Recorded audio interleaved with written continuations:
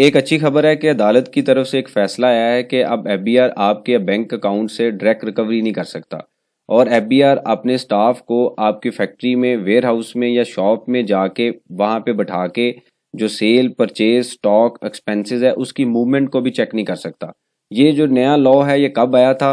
Court के order में क्या लिखा हुआ है, टैक्स पेयर की फेवर में कितनी चीज़ें हैं और टैक्स पेयर को इसका कितना बेनिफिट होगा, आज के इस लेक्चर में इस कॉन्सेप्ट को स्टडी करते हैं। आप देखें प्रैक्टिकल लर्निंग, उसमें फ़हीम महबूब। वापस आते हैं टॉपिक के ऊपर। तो ये सबसे पहले एक डॉक्यूमेंट आपके पास अवेलेबल है और इसको अगर आप देखेंगे तो ये डिटेल अवेलेबल है 2025 के अंदर। अभी ये जो मई है उसके अंदर एक फ़ैसला आया है। इससे पहले मैं आपको थोड़ा सा बता देता हूँ कि इसमें क्या फ़ैसला आया है कि 2 मई 2025 को एक ऑर्डिनेंस पास किया गया, नया ऑर्डिनेंस, जिसमें ये कहा गया कि जो रिकवरी का प्रोसेस है ना उसको थोड़ा सा चेंज कर दिया गया। मतलब ये है कि जैसे ही हाई कोर्ट का ऑर्डर आता है या किसी भी कोर्ट का ऑर्डर आता है तो फौरी तौर पे टैक्स पेयर पहले उसका टैक्स जमा करवाएगा, उसके बाद अगला फॉर्म है वो यूज करेगा। मतलब जैसे ही ऑर्डर आया आपने फौरी टैक्स जमा कराना है, चाहे आप करवाना है, चाहे आपका टैक्स नहीं भी बनता, एस्टेब्लिश नहीं भी हुआ, या आप सच्चे ही हैं मतलब आपका टैक्स नहीं बनता लेकिन फिर भी आपने जमा कराना है। इसको मैं आपको थोड़ा सा एक्सप्लेन कर देता हूँ कि ये जो 2 मई को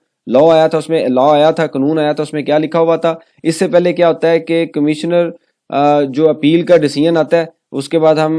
उसको चैलेंज करते हैं ट्रिब्यूनल में, एटीआईआर में, फिर हम कोर्ट में जाते हैं, हाई कोर्ट में, वहां पे जाके हम डबल बेंच में भी जा सकते हैं, आईसीए में जाते हैं अगर हमारे अगेंस्ट डिसीजन आता है, और उसके बाद जाके हम सुप्रीम कोर्ट में जाते हैं। जब ये सारे फॉर्म यूज होते हैं उसके बाद स्टैब्लिश होता है कि वाकई ही टैक्स पेयर ने टैक्स देना है, और वो फॉर्म यूज होने के बाद जो है जाके जो टैक्स पेयर है वो टैक्स पे करता है। अब क्या हुआ, अब इस जो 2 मई को एक कानून आता है, जो लॉ आता है 2025 को, उसमें क्या कहा जाता है कि ये सारे फॉर्म वैसे ही हैं, लेकिन अगर यहां तक तो वैसे ही है, कोई चेंजिंग नहीं है, लेकिन अगर हाई कोर्ट का, आईसीए का या सुप्रीम कोर्ट का किसी भी टाइम डिसीजन आता है टैक्स पेयर के अगेंस्ट के ये 5 मिलियन की जो टैक्स डिमांड है आप जमा करवा दें, अगर फॉर एग्जांपल हाई कोर्ट का ऑर्डर आता है 5 मिलियन जो है वो टैक्स पेयर जमा करवाए, या टैक्स पेयर के अगेंस्ट फैसला आता है, हालांकि टैक्स पेयर के पास अगला फॉर्म अवेलेबल है, वो आईसीए में, इंट्रा कोर्ट में जा सकता है, डबल बेंच में, या सुप्रीम कोर्ट में जाके उसकी अपील कर सकता है, उसके बाद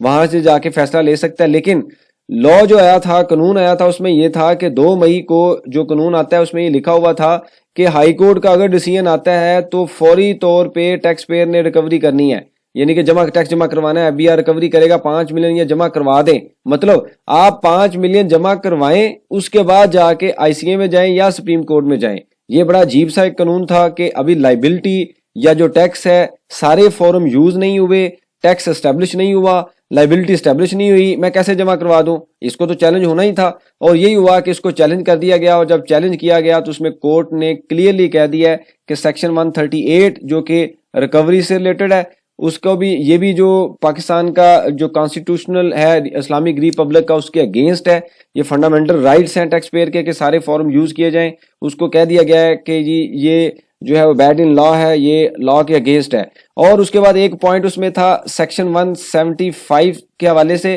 कि एफबीआर को फुल पावर दे दी गई कि एफबीआर किसी भी स्टाफ मेंबर को, मतलब इवन जो पीएन है, क्लर्क है, सुपरवाइजर है, ऑडिटर है या खुद है, वो जा सकते हैं कहाँ पे, टैक्स पेयर के प्लांट पे, फैक्ट्री पे, टैक्स पेयर की शॉप पे, टैक्स पेयर के वेयर हाउस पे, टैक्स पेयर का कोई भी ऐसी जगह जहां पे बिजनेस कर रहे हैं, तो वहां पे जाके वो सारी चीजें, स्टॉक, परचेज, इन आउट, हर चीज मॉनिटर कर सकते हैं। ये भी बड़ी अजीब सी बात है कि आपने एक चीज को ऑडिट किया, आपको लगता है कि टैक्स पेयर का जो जो अंडर रेवेन्यू है, तो आप कोई जो लीगल तरीका है, कानूनी दूसरा तरीका वो यूज करें, जाके टैक्स पेयर की शॉप पे बैठेंगे तो एक डिफरेंट उसका एक्शन रिएक्शन आएगा। और ये भी जो पॉइंट है कोर्ट ने कह दिया है कि ये भी जो सेक्शन था 175C,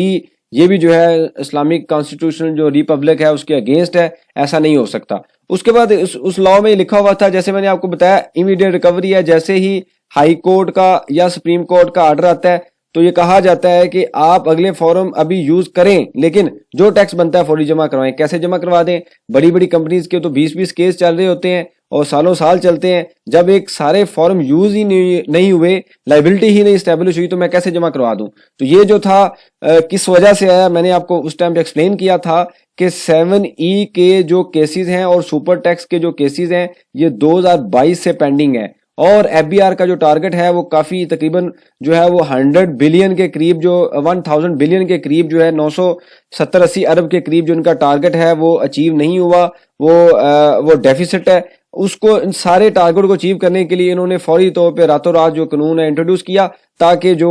7E या सुपर टैक्स के जो केसेस हैं वो लगाएं फौरी तौर पे, उसको सुना जाए और उसकी अगर रिकवरी है तो फौरी कर ली जाए। ऐसा तो नहीं हो सकता, बिल्कुल ऐसे पॉसिबल नहीं है कि एक टैक्स पेयर ने सारे फॉर्म यूज नहीं किए, कैसे आप पैसे दे देंगे? जब तक के एस्टेब्लिश नहीं होता कि मैंने वाकई ही टैक्स देना है और आपने वाकई ही लेना है, तो तब टैक्स दिया जाएगा ना, उससे पहले हम कैसे टैक्स दे देंगे? उसके अलावा मैंने जैसे आपको बताया कि बिजनेस अकाउंट और जो रिकवरी थी वो नोटिस, अच्छा इसमें एक और अलार्मिंग चीज थी कि रिकवरी बगैर नोटिस भेजे भी वो कर सकता है। मतलब जैसे ही कोर्ट का डिसीजन आया तो आपके बैंक अकाउंट से जो है वो पैसे निकाल लिए जाएंगे। तो ये बड़ी अजीब सी बात थी, बड़ी अनसर्टन सिचुएशन थी, और इस चीज को एड्रेस किया गया। और फाइनली जो कोर्ट है उसने ऑर्डर जारी किया, उसने ये कहा है कि जी ये नहीं हो सकता। ये अगर आप यहाँ पे देखें तो उन्होंने इसको वाइड कर दिया और उन्होंने कहा कि ये जो चीजें हैं वो इस्लामिक कॉन्स्टिट्यूशन के अगेंस्ट। अब क्वेश्चन ये है कि क्या ये जो ऑर्डर है, स्टे कोर्ट का स्टे ऑर्डर टाइप जो चीज आई है, क्या ये सबके लिए अवेलेबल है? यहाँ पे बेसिकली 8-10 डिफरेंट पार्टीज थी जिनको ये जो है वो डॉक्यूमेंट जिनके लिए इशू किया गया, लेकिन ये काम स्टार्ट हो गया। आने वाले दिनों में ऑब्वियसली सारे इसका पार्टी बनेंगे और ये चीजें यहाँ पे रुक जाएंगी, और आगे बजट में हो सकता है मजीद इसको अपडेट कर दिया जाए। तो ये एक लेटेस्ट अपडेट थी जिसमें मैंने आपको पिछले लेक्चर के मतलब भी बता दिया कि क्या कानून आया था, क्या उसको चैलेंज किया गया, और इसका टैक्स पेयर को अब क्या बेनिफिट है कि फौरी तौर पे रिकवरी जो है वो रुक जाएगी। और फॉर एग्जांपल लेट से आपका किसी भी ऐसी जगह पे कोई केस चल रहा है जहां पे आपको लगता है कि वो ऑर्डिनेंस अप्लाई करेंगे, तो आप फौरी तौर पे इस ऑर्डर को लेके इसकी पार्टी बने और अपना जो है डॉक्यूमेंट जो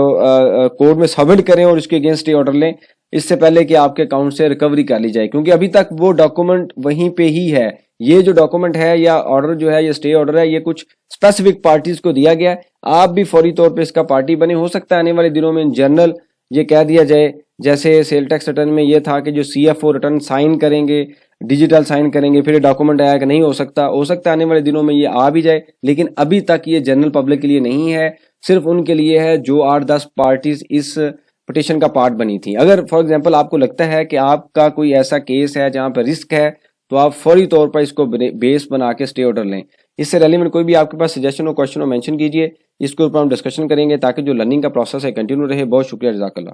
आपको इसके ऑर्डर की कॉपी चाहिए तो वो ऑर्डर अवेलेबल है, आप उसकी कॉपी ले सकते हैं और उस पे ये जो पार्टीज़ मेंशन है उसको बेस बना के आप जो है आप भी जो केस है वो फाइल कर सकते हैं। ये बड़ा ज़रूरी है कि इसको आप अपने रिव्यू करें, जो भी आपके एग्जिस्टिंग केसेज़ हैं कहाँ पे खड़े हुए हैं, और अगर ये उससे रेलिवेंट हैं तो फौरी तौर पे आप भी पार्टी बनें और टैक्स पेयर जो टैक्स डिपार्टमेंट का एक्शन है उसको रोकने के लिए इसकी कवर शीट अपने पास रखें, क्योंकि आपको पता है जून से पहले इसकी रिकवरी किसी भी सिचुएशन में वो किसी भी हद तक एफबीआर जा सकता है। बहुत शुक्रिया।